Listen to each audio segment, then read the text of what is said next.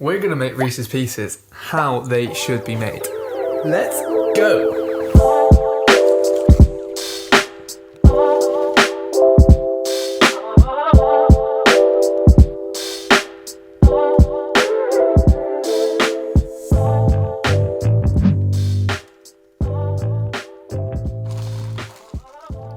Reese's Pieces, goddamn, the idea of it I love. Peanut butter and chocolate. Pretty much two of my favourite things in the world.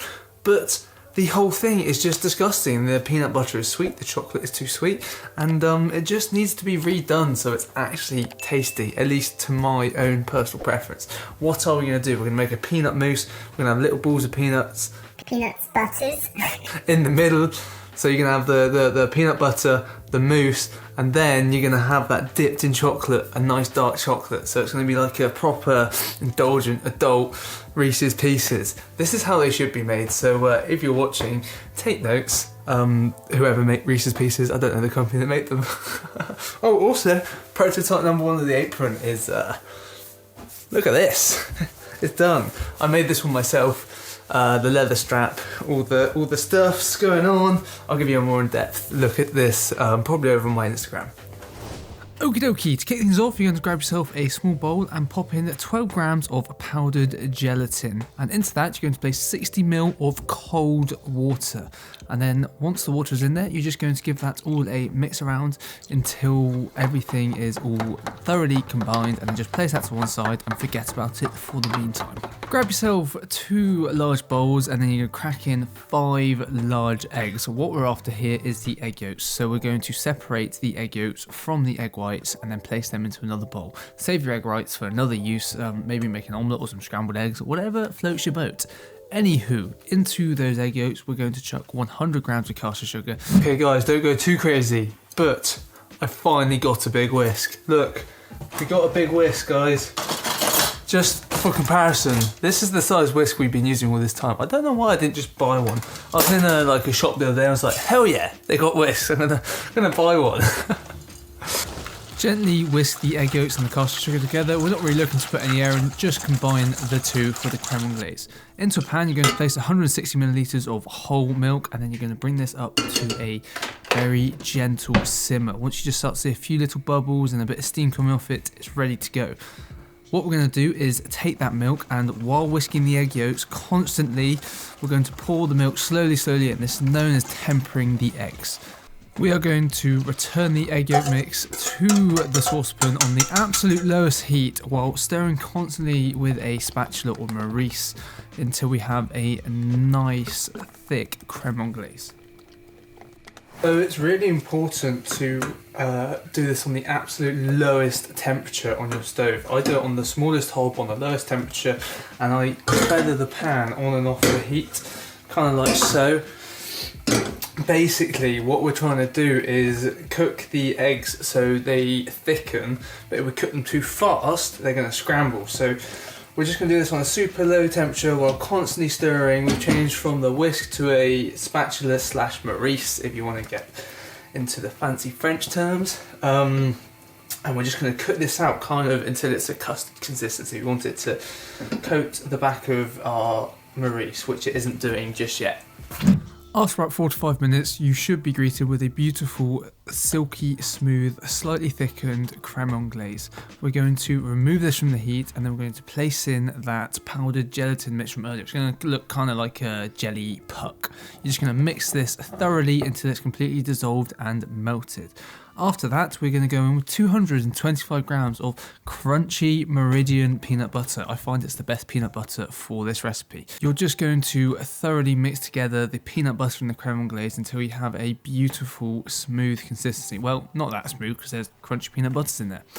Pop that mix into a bowl to cool down while we whip up some double cream. Place 400 grams of double cream into a large bowl, and then we're going to whisk this by hand because we want to take this to medium peaks, which is just before soft peaks, where it kind of ever so slightly holds, but it also kind of dissipates a little bit. I slightly overwhip mine, not going to lie. But whisking this by hand gives you kind of the maximum control. That's the best way to do this. I know it's a pain, just trust me. Okie dokie, once you've reached medium peaks, we're going to place in all of our peanut butter creme anglaise, being sure to fold that in until thoroughly incorporated. Just be careful you don't go too mad. We don't want to incorporate too much air into this mix. So the best mould for this recipe is probably a silicone mould. But I decided I want to make this recipe last minute, and I went to the shop and they didn't have a silicone mould. So if you don't have a silicone mould, you can use, this is like a tiny muffin tin. I don't know what size rings these are. But I'm going to freeze my peanut mousse in this, and I'm going to blowtorch them out.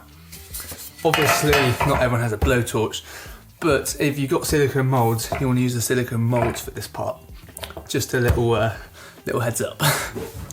Alrighty then, so up next we're going to fill the moulds, or whatever mould you have, with the peanut butter mousse. And then after that, if you want to fill them with peanut butter, that is, you're going to scoop out some of the mousse. Basically, this is going to create room for us to put some nice crunchy peanut butter in the centre. So now you can see they're kind of like small cups of peanut butter mousse. Now this step is completely optional, but the final product is going to be much better. It's kind of worth the time. Okie dokie, so up next you're going to place some crunchy peanut butter in the centre of the mousse, leaving enough room so we can then top these off with some more of the peanut mousse. The idea is that the peanut butter will be encased in our mousse. So just like I said, you're going to place some mousse on top, and you can do this for all of them, and then with an offset spatula you can pretty much brush it over the top. What I'm doing here is I'm going to place my offset spatula in some hot water, and then I'm going to scrape it over the top of the mould. I'm going to clean off the spatula, dip it back in the hot water, and repeat this process a few times until we have a beautiful, smooth looking surface. Up next, you're just going to pop them brothers into the freezer to set up for 2 to 3 hours, or until they are completely frozen. And the recipe still has a little bit of mousse left over, so I'm going to make another batch, so you're probably going to get a hell of a lot. So this recipe, you might only need to make a half recipe if you're making this at home. I'm trialling this for a restaurant where I work for I can't get my words out. I work for a burger place, and we work in a food truck, and we're moving into an actual restaurant where we're going to have a sit-down menu. So I thought I could kill 2 birds in 1 stone and develop a cool dessert concept and teach you guys how to make something really, really awesome. Okie dokie, so this step is completely optional, but if you want some crunchy peanuts on the outside, definitely don't skip on this. You're going to grab 50 grams of peanuts and chop them roughly. We're going to place them in a pan and toast them on a low heat until you have a beautiful golden brown colour. Once you've reached this stage, immediately take them out of the pan and pop them on a tray or a chopping board just to cool down. If you leave them in the pan, they will burn. If you let them cool down in the pan, they will burn, so don't do that.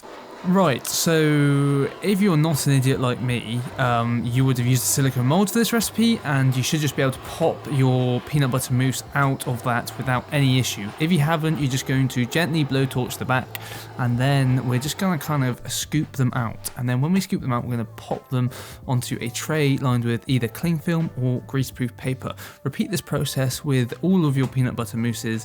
And then you're going to place these bad boys into the freezer with these. What he said, I didn't even know I was speaking in this part. So there you have it. These up to the top.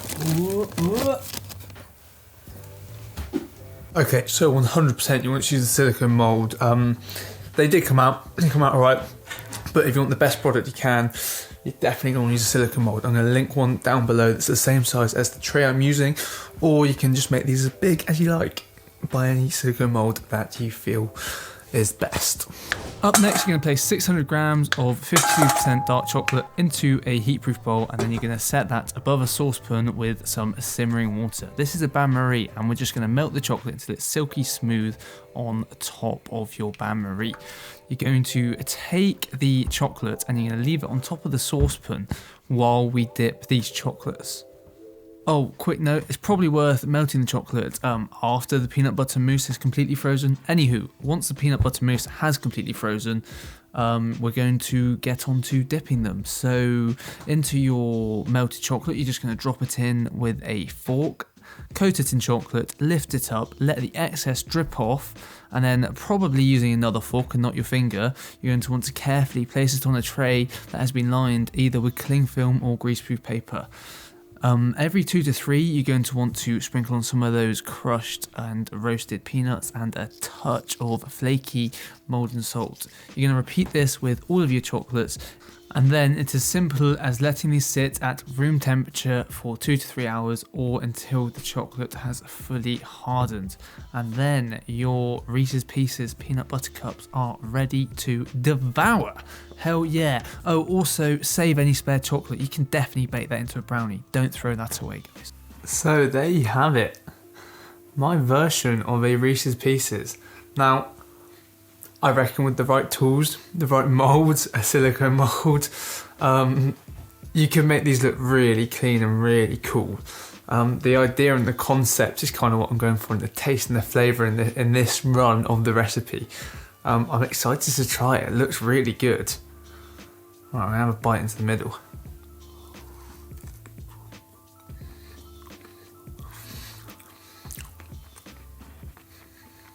Come on, focus. You see that? Creamy mousse. Crunchy peanut butter. Rich chocolate. Slight saltiness from the Mould'em. Oh. There is something here, guys. It tastes really good and really balanced. And not overly sweet. You know, I've kind of fixed all the problems that I had with Reese's Pieces. Wow. Just kind of enjoying, you know, when you eat something you're like, holy crap. Because the mousse is, while we use chunky peanut butter, it's still really smooth and all the texture's in there. I'm just thinking, like, imagine that with a nice rocher or a scoop of salted caramel ice cream. Oh. I hope you guys have enjoyed this week's episode. If you have, don't forget to drop us a like, leave a comment on things you want me to make in the future, and subscribe to see future content. I'll see you guys in the next one. Bye-bye.